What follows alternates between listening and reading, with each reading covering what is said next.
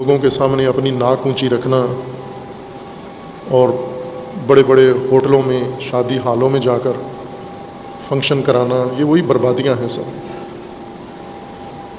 یہ شیطانی، مکمل شیطانی شادیاں ہیں، شک نہ کریں اس میں آپ. یہ تقویٰ کی شادیاں نہیں ہیں جن سے تحفظ ملے. جس شادی سے، جس کا آغاز ہی بربادی سے ہو رہا ہے، خاندان تباہ ہو گیا ہے، مقروض ہو گیا ہے، جمع پونجی ساری انہوں نے شادی پہ خرچ کر ڈالی ہے. اس کو کون با تقویٰ یا حفاظتی شادی کہتے ہیں؟ ازدواج نے تو انسان کو تحفظ دینا ہے، اور وہ ازدواج جو اچھے خاصے آباد گھرانے کو ویران کر دے، تباہ کر دے، برباد کر دے، فقیر کر دے، مفلس کر دے، مقروض کر دے، صرف اس لیے کہ تخیلی طور پر، خیالی طور پر ان کی عزت بن گئی ہے معاشرے کے اندر. یہ عزت بالاسم، شیطانی عزت انہوں نے اپنی بڑھا لی ہے خاندان برباد کر کے. یہ تو حفاظتی شادی نہیں ہے، یہ تو خود بربادی ہے، عدم تحفظ ہے، تقویٰ کے بغیر شادی ہے. ازدواج بنیادی حفاظتی اقدام ہے، افراد کے لیے، عورت مرد کے لیے بھی اور خاندان کے لیے بھی. اور اسی لیے اس کے بہت ہی نظم، شدید قسم کا نظم اس شعبے کو دیا ہے دین نے، کہ یہ امر بے نظمی کا شکار نہ ہو. ازدواجی اور خاندانی زندگی بہت ہی دقیق نظم کے اوپر قائم ہو، اور اس نظم کو باریکیوں تک ملحوظ رکھا گیا ہے، جسے ہم نے شہوات، خواہشات اور ہوس کی نظر کر دیا ہے. چونکہ شادی میں ایک پہلو انسان کی زندگی کا شہوت ہے، اور اسی ضرورت کے تحت انسان شادی کرتا ہے. شہوت بھی ایک سبب ہے ازدواج کا. اگر انسان میں شہوت نہ ہو تو ازدواج کی ضرورت نہیں ہے. اور یہ شہوت اللہ نے انسان کے اندر، یہ طاقت، صلاحیت انسان کے اندر رکھی ہے، عورت مرد کے اندر.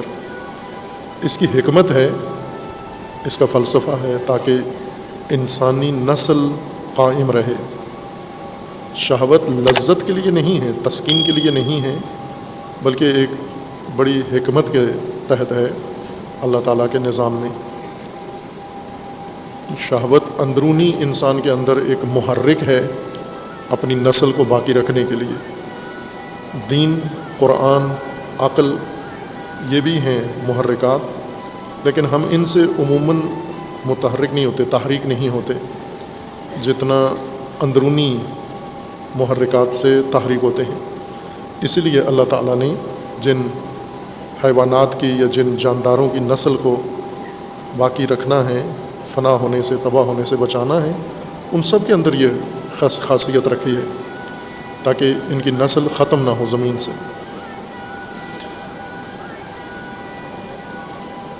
اور جب انسان اس شادی کی عمر کو پہنچتا ہے تو فوری اقدام اس کا یہی ہونا چاہیے. جب انسان کے اندر یہ حس پیدا ہوتی ہے، جاگ جاتی ہے، ضرورت اس کو محسوس ہوتی ہے، جس کو نظر انداز کرتے ہیں. مثلاً کئی دفعہ سنا ہوگا آپ نے، ابھی بھی شہروں میں اور دیہاتوں میں یہ شادی کے موقعوں پر یہ گفتگو سننے کو ملتی ہے کہ بچے، بس بیٹیاں تھیں گھر میں، ان کی شادیاں ہو گئی ہیں، وہ اپنے گھروں میں چلی گئی ہیں، گھر سنبھالنے والا کوئی نہیں ہے، تو ہم نے سوچا بیٹے کی شادی کر دیتے ہیں. ماں باپ بوڑھے ہو گئے ہیں، گھر میں کام کرنے والا کوئی نہیں ہے، بوڑھے ماں باپ کا خیال رکھنے والا کوئی نہیں ہے، تو ہم نے فیصلہ کیا کہ رائے حل کے طور پر اپنے جوان بیٹے کی شادی کر دیتے ہیں. یہ کس نے شادی کا فلسفہ بتایا ہے کہ بوڑھے ماں باپ کی حفاظت و نگہداری کے لیے شادی کرو؟ ایک لڑکی لے کر وہ بیوی کے طور پر یہ لے کر آئے تاکہ اس کے بوڑھے ماں باپ کی خدمت کرے. شادی بوڑھے ماں باپ کو بچانے کے لیے نہیں ہے، اس جوان کو بچانے کے لیے ہے. اس کی ضرورت ہے شادی. اپنی حفاظت کے لیے شادی کرے. بوڑھے ماں باپ کی ذمہ داری اس کے اوپر ہے کہ ان کے لیے یہ اہتمام کریں۔ یہ جوان ہو گیا ہے، حرام میں مبتلا ہو گیا ہے، اور سب کو نظر آتا ہے دن رات، چھپ کے بھی اور کھل کے بھی یہ اپنی شہوت کی تسکین کر لیتا ہے مختلف ناجائز طریقوں سے، اور اس کی ان حرکات کو دیکھ کر کوئی بھی نہیں کہتا کہ اب اس کی شادی کر دینی چاہیے۔ جب تک ماں باپ بوڑھے نہ ہوں، تنہا نہ ہوں، ان کی دیکھ بھال یا گھر کی دیکھ بھال کے لیے شادی چاہیے، اس جوان کی دیکھ بھال کے لیے شادی چاہیے، اس جوان لڑکی کی دیکھ بھال کے لیے شادی چاہیے، نہ بوڑھوں کی دیکھ بھال کے لیے۔ اور جب شادی انسان کرے، یعنی یہ پہلا قدم ہے تقویٰ کا۔ جس گھر میں جوان اولاد ہو اور ان کی شادیاں نہیں ہو رہی، تقویٰ دور ہے اس گھر سے، باہر ہے تقویٰ اس سے، نحوست ہے اس گھر کے اندر۔ جن گھروں میں جوان اولاد ہو اور ان کی شادیوں کے لیے ماں باپ بھی خاموش ہوں اور وہ جوان بھی خاموش ہوں،